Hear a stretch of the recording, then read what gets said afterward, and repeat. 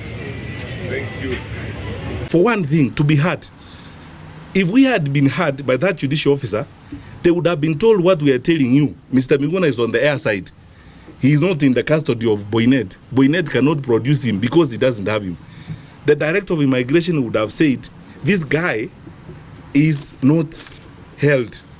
This would have been said. Then the judicial officer proceeds to make a 36-page ruling. Just ask yourself, a 36-page ruling in 20 minutes, even if you are a paragon, isn't that evidence that there's collusion going on elsewhere and things are being brought to the judicial system to try and stall this? And then he says, when the judicial officer orders that we go to court, he says, let them come, but I will not hear them. What does that mean? Where do you want us? You want us for humiliation parade so that you can drag us by the collar through the street of public opinion. It's not an interest to resolve issues. How can you be condemned and heard? As I told you, this is not a story. Somebody should show me, this is the affidavit of service that shows that you were served a court order. This is what's happening. There is an evil clique of judicial officers working with activist lawyers and elements in the civil society who are determined to make sure that the executive branch does not function. And they will issue order after order after order after order. You cannot move. And you know, look, you are the security committee. If Boynet receives an anticipatory order, you know, you prepare to commit a crime, then you go to court and come up with an anticipatory order.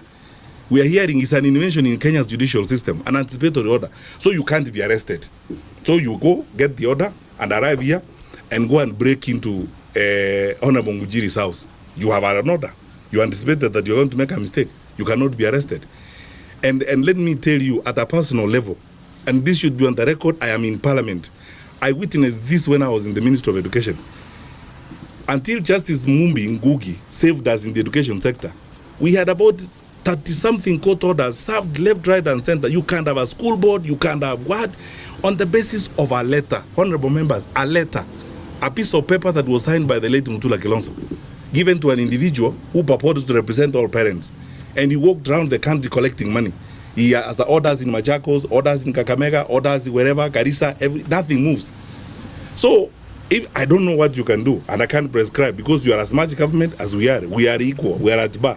So I can't direct you, I can't command Parliament, I can't do anything. All I can do as a member of the executive branch is present the reality and inform you as it is.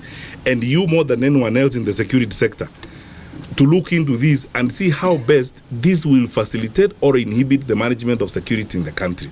Because if you give an anticipatory order to a criminal, Boynet is not going to arrest the criminal. And if you follow, those anticipatory orders are being given by a certain clique of judicial officers. Not all judges who do them. It's a certain group of judicial officers, and the lawyers who go to them, you can count them, and the civil society activists involved, you can count them. It's a collusion. It's a group of people who collude and do this kind of thing. When you listen, because a judge asked me from the Commonwealth last week, a judge rang me up when this was playing up. He's a friend of mine who knows me. He's a judge from a Commonwealth country. Asked me a question I couldn't answer. Asked me, when Justice Roslyn Abrili received this application that your guy is held at the airport, was the world going to come to an end if she said, serve the director of immigration and come before me tomorrow? Was the world going to come to an end? Because that way, the director of immigration would have explained what was going on. One, we can't arrest this guy. He's on the air side.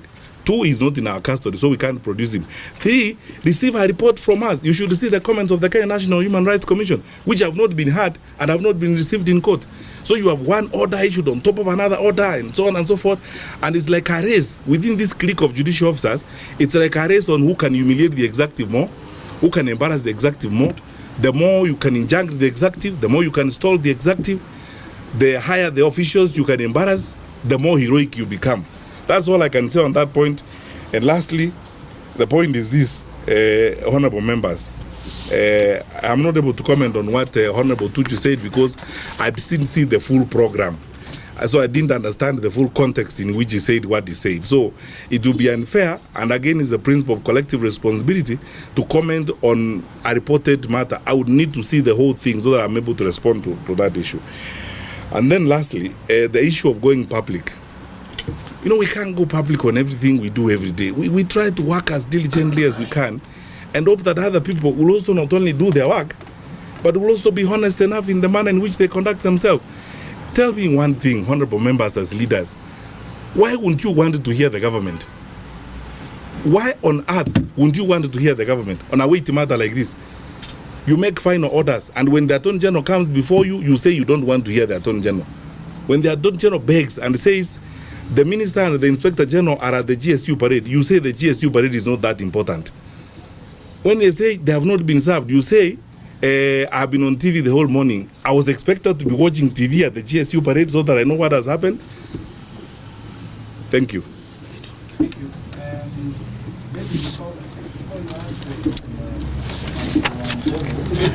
Yeah, na kuomba uweze kusubscribe, finya notification bell ili wakati wote tunapata video kama hizi unakuwa mtu wa kwanza kuipata. So na kuomba tu uweze kufinya notification bell, subscribe, unaweza like, kushare, na nasema asante sana. Yani kwa wale wote ambao wamesubscribe, mimi nasema asante sana. Kwa wale hawajasubscribe, tafadhali naomba muweze kusubscribe. Au sio? Asante sana kwa kutazama Wasource TV.